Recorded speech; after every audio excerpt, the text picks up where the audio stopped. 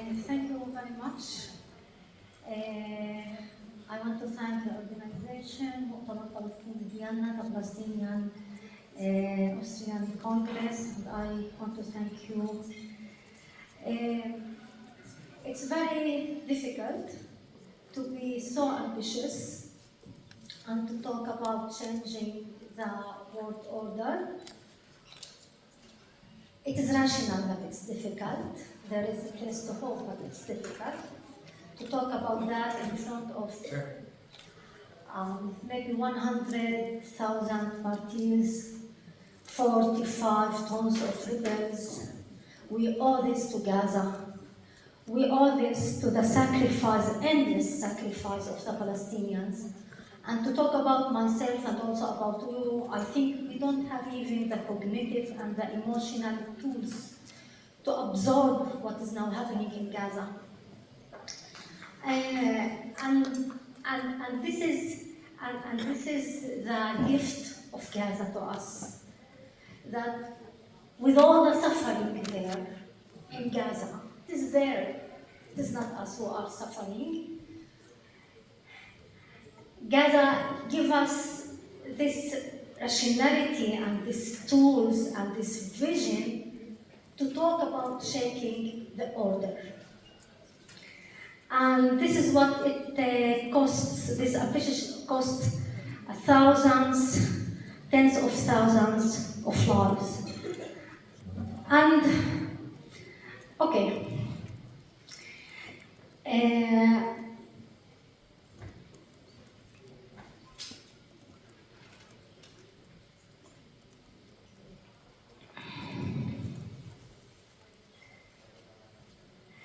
And this is the mission, that the Palestine is in the center, located, the Palestinian cause, suffering and resistance. It's not just resistance, it's suffering. And it's not just suffering, it's resistance. Is in the core of the world. The issue of Palestine is in the core of all the international struggle for justice against arming the countries, against capitalism. So we are not just talking about freedom for Palestine. We are talking about freedom for the world. Also, it is freedom for the Europeans.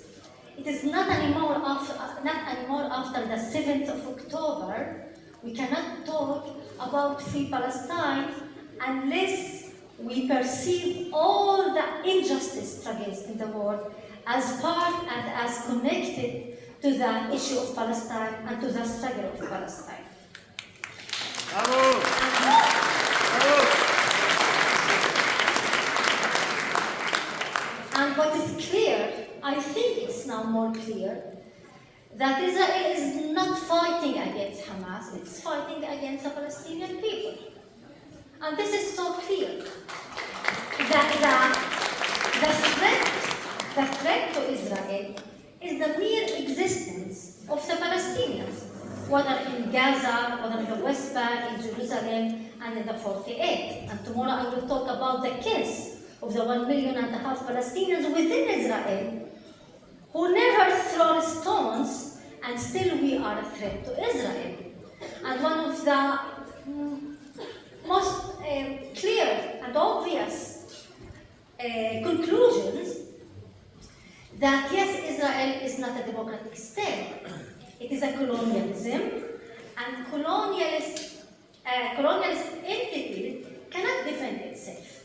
Israel even don't defend and doesn't defend its own hostages. She bombed its own hostages inside Gaza. So the issue here is to expand, not just defend Israel as a colonialist system, but to expand Israel as a colonialism. And if you want to be realistic, it is not just we that talk about new order. It's Israel also talk about new order. From the other side of the map, from the other side of the reality. So it is, and if we are talking about dismantling the old order, okay, we can dismantle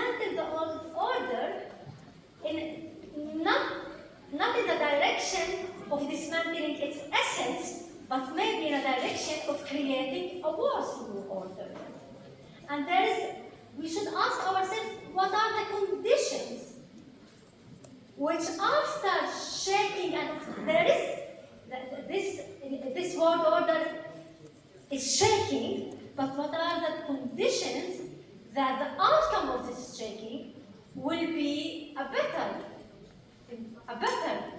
world order, not a worsening order, because we should not be in an euphoria. And I'm afraid from this euphoria. I'm afraid of just being so enthusiastic about the global demonstration, and at the same time there is plan on the other side to get to a new order which is much more cruel and more imperialist. And this is, I think, what we should discuss here. And if we are talking rationally and seriously about dismantling the world order, we should ask ourselves, what are the components of this order? It is not just the American order, it's also a European one. And it's not just about arming Israel, it is also about giving Israel legitimacy. And if we want to really analyze the function of Europe, the function of the world, what gives Israel its legitimacy is not the USA. So Palestine is shaking the US world order. Palestinians should also shake something more difficult than the US world order. It's a European identity which is related to Zionism and to defending Jews in Palestine. And the European identity based and related also of the Holocaust as exception and the Jews as exception. And this is much more hard to shake and much more hard to change. And this is our mission here, the narrative, as someone said, the consciousness, the cognitive order, not just the military order, not just the geopolitical order, it's the cognitive order. And the cognitive order, the cognitive mission that faces us is very difficult because we just have to move the venue of this activity. This is, and the pressure that is upon us, we should see it. I sound pessimistic, I am not. We should perceive it as a crisis of the Zionist order, because the amount of cruelty, the level of cruelty of Zionism inside Palestine, but also inside Europe, also inside Germany, the level of cruelty is also a sign of the crisis. And the achievement of the last year, the achievement of the Palestinian resistance and sacrifices is to take out Zionism from its balance, from its normality. The secret of the success of Israel is this ambiguity between democracy and Jewish. To be also a Jewish state and a democratic state. Always to play on this contradiction, that she can have them both. That Israel offer itself to the world and market itself to the world as also a democratic state and also a Jewish state. This duality now has been broken totally. And we should use this. We should use the honesty of Israel after 70 years of marketing itself as a democratic state. Now it's much more easier to talk not just about genocide, it's of course important, to talk about Israel itself, the legal and political system of Israel. Because the main claim of Israel in the International Court of Justice was that I am a democracy. Yes, I killed 40,000 Palestinians in Gaza. I think that the murders in Gaza now is 100, at least 100,000.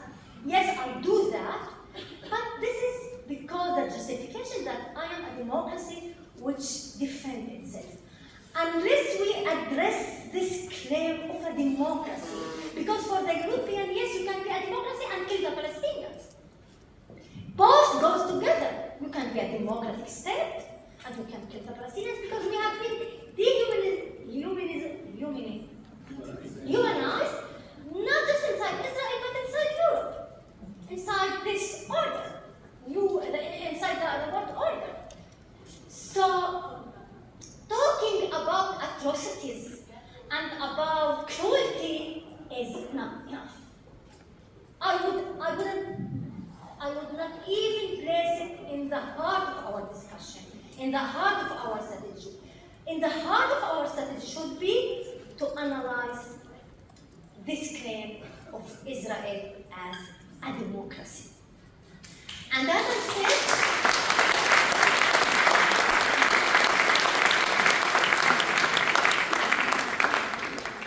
said, the strategy of Israel, and we should analyze the strategy, we should listen to Israel carefully, not just to ourselves. We should listen to Israel carefully and follow a strategy of propaganda, a strategy of propaganda. And when they say, without rockets, there would be no genocide, we shouldn't say no. I think we should say yes. Maybe without rockets there would be no genocide.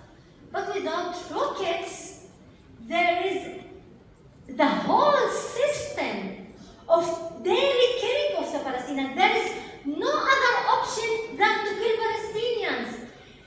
The two options that the Palestinians have is either to kill us in this massive way of genocide, or a slow death, a slow suffocation, a slow oppression. And so this is the two options we have, and this is what we choose, to resist. And it is not Hamas who is resisting, it is the Palestinian people. And yes, you cannot differentiate between Hamas and the Palestinian people. You cannot differentiate between them. And don't talk about the 7th of October, because in 1952, Ben-Gurion started to talk about Gaza as قنبلة متفجرة, bomb إيش? Ticking bomb. It is Israel is talking about Gaza as ticking bomb already for 75 years, not just during the last year. And you know that 70% of Gaza are refugees. 70%, those who entered. In 7th of October, they didn't enter the Israeli borders, they entered their own land. They went to their own land. This is their land. And you have taken them out of their land.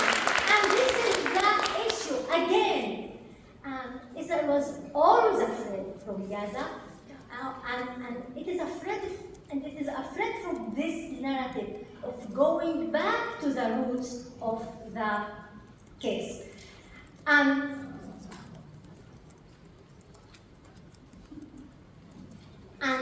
what make it so difficult, it is a hard time even for those who support Israel, because Israel now is, as I said, frankly showing its cruelty, but what make it difficult for us to go further to a new world order, which is a justice new world order, not the Israel new order and not Netanyahu new Sharq Awsat, new Middle East, because Netanyahu is also talking about a new Middle East, is the idea of Israel. Within Europe, Israel is not a state, it is an idea. It is an ethical idea. It is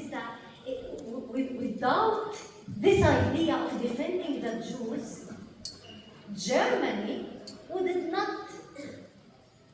not build its identity cannot build its identity after the Second World War. And this is what makes it difficult for us. And this is why the solidarity of the anti-Zionist Jews is very important. And this is why the solidarity with other struggles for justice, international struggle, not local struggle for justice, is very important for the Palestinians. Now, we are confronting a different and contradictory scenarios. We don't know. We are still in the middle of the event, and it's really a shaking event. It's a shaking event, but what we know that one of the main components of this shaking is that the West has decided to export the Jewish issue to the Middle East and to the Palestine. It is, and the West, Europe, and America and Europe most has thought that the Jewish issue, they will get rid from the Jewish issue and they will export it to Palestine, and it will become a Palestinian issue, a Palestinian problem. Now Europe knows that no, they have the duty to confront this issue which they have created, this issue of suffering of the Palestinians and of struggling of the Palestinians, and that this issue, they cannot solve it by saying two-state solution. The debate and the discussion now of two-state solution is not contradictory to Israeli colonialism. It's complementary to Israeli colonialism. We cannot accept the fact to solve this suffering and to solve this Palestinian, to solve, to face and to challenge Israeli colonialism by saying two-state solution. Because this is a kind of covering the roots of the issue. And we should say as Palestinians that one obstacle, and I will say it, is the lack of unity of the Palestinian people. Is the lack of a clear vision, not of political solution, a clear vision of liberation. Our issue is an issue of liberation, not of state. It is not an issue of borders. It's an issue of liberation. And the only way is to decolonize the whole, from the river to the sea, a decolonization. And this decolonization is not just to make, it is not a reflection of a Palestinian ambition. It is also a reflection of the Jews also, the Jews' ambition and values, and the only way of liberating the Jewish from Zionism, because Zionism, and this would be my last sentence, Zionism is a threat, not to the Palestinians, a threat to also the Jewish, and also to the Europeans, to the whole world. And this is how we should analyze the situation and analyze our confrontation and challenging this imperialist movement.